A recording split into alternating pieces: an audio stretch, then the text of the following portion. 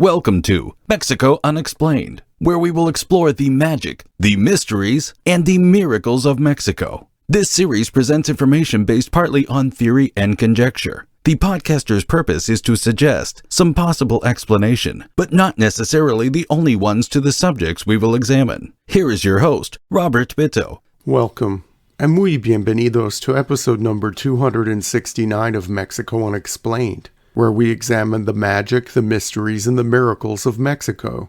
I'm your host, Robert Bitto. I'll step out of the role of podcaster reading a research paper and go a little personal. In 1989, while a student at the University of New Mexico, I spent a semester taking language and culture classes at a small institute in the heart of Morelia, Michoacán. I lived with a host family consisting of a single mom and 4 children. We were right in the middle of things among the 17th century buildings of this wonderful colonial city. At night, after I was finished with my homework and after the kids went to bed, the señora would grab a cup of black coffee and her cigarettes, and we would settle down at the kitchen table and talk about everything, solving the world's problems one at a time over the span of several evenings. In time away from school, I would explore Morelia and the small towns surrounding it. Little did I know, back in 1989, but this time in Michoacán would form the initial layer of the foundation for the rest of my life. After I left college, I would have a brief career in international business working for a U.S. company in Latin America. Later, my business experience in Mexico led to my becoming an entrepreneur when I started an imports company in 1999 that I still own to this day. Then came Mexico Unexplained. It all began in Michoacán. The city of Morelia will always have a special place in my heart. In addition to having a rich history, Morelia is also home to many legends. Here are 4. 1. The Angel Fountain. On the corner of Garcia Obeso and Calle Guerrero, in the heart of Old Morelia, there stands a tender statue of an angel kneeling in prayer on a pillar in the middle of a fountain.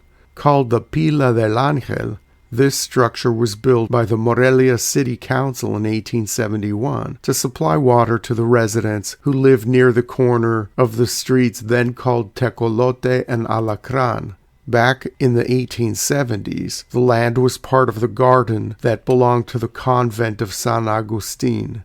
Sometime in the late 1800s, a woman who lived in the neighborhood went to Spain to visit her husband for an extended period of time. When the woman returned, she met with her lady friends at the fountain to tell them how wonderful Spain was.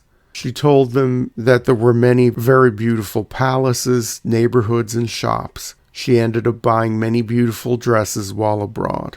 After a while, the woman's daughter told her that she was very thirsty. The woman, not yet finished with her stories, told her that in a while they would go home. A while passed, and the girl insisted that she was still thirsty, and the woman answered the same thing. After more time passed, the girl, desperate, insisted again to her mother that she was thirsty and wanted to go home. The mother told her to drink water from the fountain to calm down. The little girl leaned over to drink and suddenly fell into the water. Not being able to sit up, she began to choke and scream. The mother at first did not know what was going on, but when she did not see the little girl, she turned around and saw that she was inside the fountain. The woman yelled for help when, suddenly, just a moment before the girl sunk beneath the water, the clouds parted above and an angel from heaven swooped down, rescued the girl, and gently carried her to the arms of her mother. Number 2. The treasure of the Morelia Cathedral. The crown jewel of the colonial architecture in the city of Morelia is, without a doubt, the Morelia Cathedral. Started in 1660, construction finished 84 years later in the year 1744.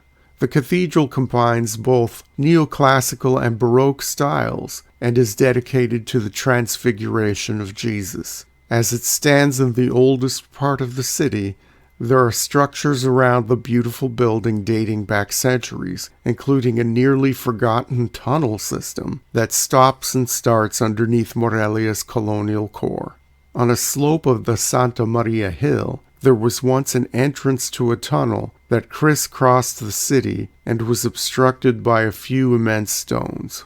A long time ago, a band of thieves had decided to steal the wealth that they knew was in a special room in the Cathedral of Morelia. The riches were abundant, including much money and gems that the priests obtained through alms or donations from the wealthy families who tried to outdo one another by donating to the church.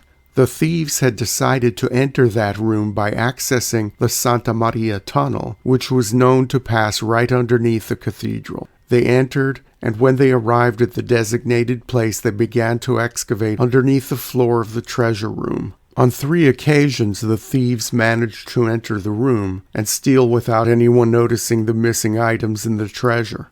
However, one day the bishop needed a special piece that was part of the treasure and sent for it. When no one could find the valuable piece, the bishop gathered together a small group of religious novices who dedicated themselves to checking the inventory of the objects on hand. They immediately realized that many things were missing that should have been there. Unknown to the clerics, the robberies had been going on for nearly 3 years, with the thieves stealing valuables a little bit at a time so as not to arouse suspicion. The authorities made investigations, but could never capture anyone or find an explanation of how the treasure thieves had been able to enter. They called these mini heists the enigmatic robberies. Even though the thieves knew that the authorities knew of the thefts and were looking for them, they resolved to continue their pilfering. On a couple more occasions, they were able to take money and a chest full of gold coins. The people of the city were frightened and even thought that the robberies were caused by the devil. One night, one of the monks entered the room and found 3 men who were putting gold into a bag. When the priest saw them, he alerted all the clerical personnel of the cathedral, who, together with the servants who joined them, entered the tunnel through which the thieves had fled to follow and capture them. All were quickly going through the tunnel when a sudden tremor caused its collapse, leaving the pursuers trapped. Soldiers arrived to try to get them out. When they realized that ahead of the collapsed area, the tunnel separated into 2 parts, one of which went to the east and reached the basement of an inn, and the other took them to the entrance of the hill of Santa Maria. In none of them did they find the criminals, who seemed to have vanished. It never became known what happened to them. However, sometime later, older gold and silver Spanish coins that were part of the cathedral treasure began to circulate throughout Morelia and in the Michoacán countryside. Number 3. Rosie and La Pila de la Mulata. On the corner of Avenida Morelos Norte and Calle 5 de Febrero, just a stone's throw from the cathedral, is a small neighborhood pila, or fountain, dating back hundreds of years into colonial times.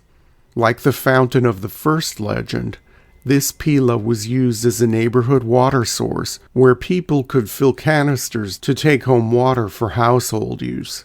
A girl named Rosie, who was around 18 years old, lived in the neighborhood and would pass by the fountain on a daily basis. Rosie was incredibly beautiful, and in those times she was classified as Mulata, having an ethnically Spanish father and a mother of African descent.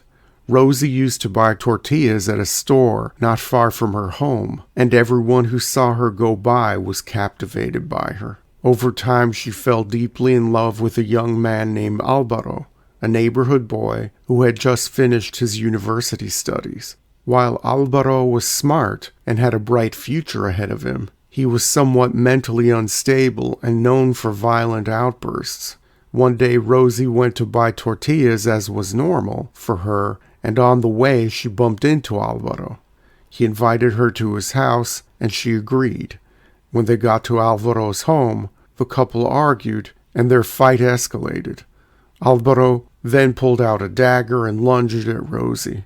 Terrified, she ran throughout the neighborhood until she tripped, fell into the fountain, and drowned. The next day, a very distraught Alvaro sat on the ledge of the fountain in which Rosie had drowned. The young man sat there, staring at the water through his tears, when suddenly Rosie leapt out of the fountain, grabbed Alvaro, and pulled him under, drowning him. Number 4. The Ghost Hospital. This last segment is part urban legend and part internet creepypasta, often told as the legend of El Hospital Fantasma, or the Ghost Hospital. It is never clear whether this hospital still stands somewhere in Morelia, or if it was demolished long ago. The legend never mentions a name, so it could be any hospital or no real hospital.